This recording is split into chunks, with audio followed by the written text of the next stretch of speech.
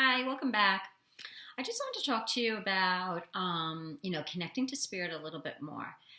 What you want to keep in mind that whatever you're really good at with people and communication, you're going to be really good at with spirit too. So, if you are very intuitive with people and your friends, then you'll be able to be very intuitive with spirit. So, you have to look at all of your gifts right now. And all the things that come pretty easy for you when you communicate with people that are around you. So, if you're a good listener, you're going to be a good listener with spirit. If you are really funny, then you're going to bring your humor to spirit. Your personality and your natural abilities in your daily life is going to be the exact same in the spirit world. So if you're already doing psychic readings and you feel people's energies and you know if they're having a good or bad day, and you can kind of go into the future and tell what's going on with them, or you just see certain things, what you're going to do is you're just going to take what you're already doing with people here and apply it to the people in the spirit world. So if you can kind of just visualize that, it'll make it a lot easier for you, because what you can do here with people is absolutely what you can do with them. With me, it was a little more interesting because I was not psychic, or I didn't think that I was. I wasn't psychic before becoming a medium. I became a medium first, and then I became psychic. So for me, and maybe a lot of people out there can relate to this or not, that I developed my mediumship. And then as I developed my mediumship and that got stronger, all my senses with the spirits and communicating to them and my telepathy with them got very strong. Then I started to be able to do it with people around me, which was a little bit reversed. I find that most people are very intuitive and psychic, and they get information pretty easy from people. They intuit that from people around them that are living.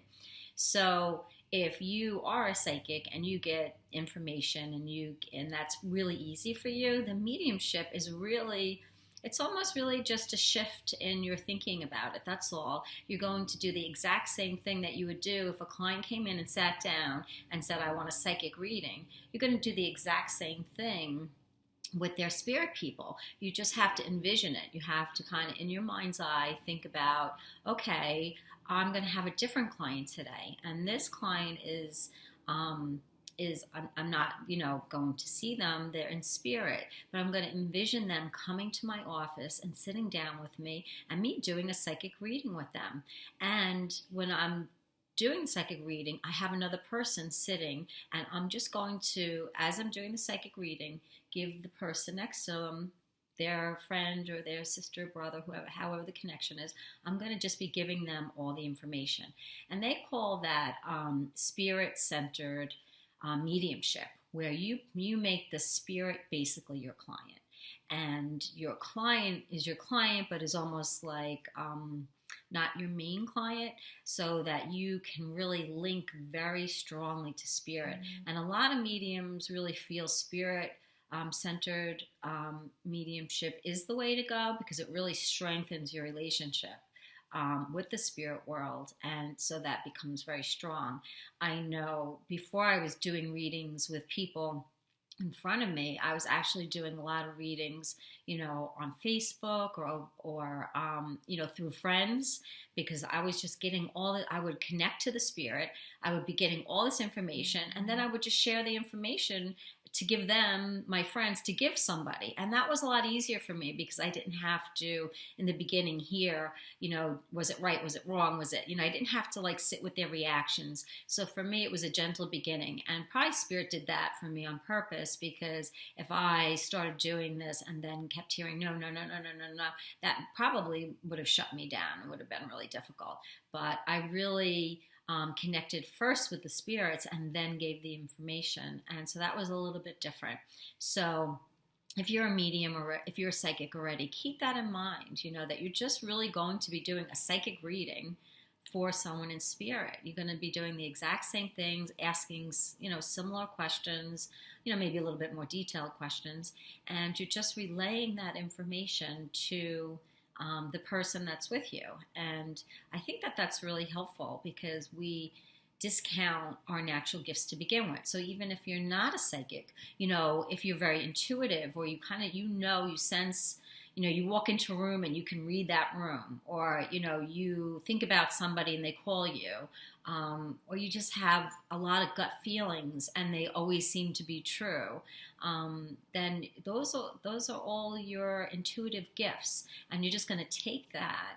And when you feel the same way with the spirit, you're going to just use that as the same exact thing. So, if you can kind of just help yourself to shift your thinking, I'm going to communicate in a similar way that I communicate with people here, there, and vice versa. Spirit really talks to us in the same way that they talked when they were living. So if you feel a spirit that kind of you feel like you're not really getting a lot of information from, and you feel like you're pulling teeth a little bit, like you're just getting like maybe one symbol, and then you're asking for more and you're not getting a lot. When you get that feeling, it's like, wow, this is like pulling teeth. You could say to the person, was your dad like, didn't talk a lot? And, did you have to kind of really fish for information from him? And that's usually the case. You will start to feel the same thing that you would feel if they were sitting in the room with you. If her dad was sitting in the room with you and you were trying to have a conversation and he was giving you one-word answers or very short answers, you would be like, okay, this person's a little hard to talk to. It's the same exact thing in spirit. And then when you feel people that are extremely outgoing and extremely bubbly, you'll feel that in spirit, because they'll just bombard you with information.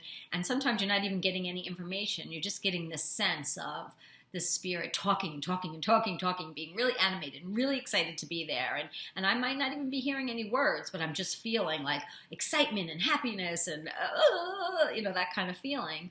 Then you can relay that. You could say, wow, was your mom like really, really bubbly and excitable? And 9 out of 10 times people will be like, yeah, that's their personality. So just remember, it's not a big jump to be communicating with people here and then communicating people in the spirit world. So if you're already doing card readings and getting information, this isn't going to be a big jump for you. You just kind of have to really visualize, the spirit coming in as your client, and you're sitting down with the spirit and meeting them and saying hi, and having, this conversation with them so that you can take that conversation back to their family or friends. And it's fun, and you really want to see it that way, because you could, because the information comes in bits and pieces, you could forget that you're actually talking to someone that once was here and lived and had a family and wants to get information across, because it can be a little choppy. You could forget that. And it's so important to remember that you're talking to, a person that is now in spirit, and that you want to talk to them as if they were here. I think that makes your reading so much better. Like, if a spirit comes in, strong, I'll try to remember to welcome them and say, hi, I'm glad you're here. And when they give me really good information, I'm always like, thank you, thank you, thank you, thank you, thank you. That was so good. Thank you, thank you. I always thank them when they give me really good information. I'll just be like, wow, that was so cool. Thank you so much.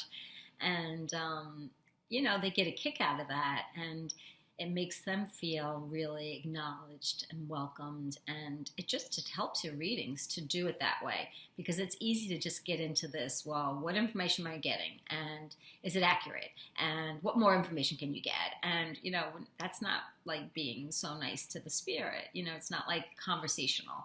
And so we have to remember that, if I was in spirit, I would want the person talking to me to realize that I was there once, and I want to get all these messages across, and to kind of acknowledge that a little bit.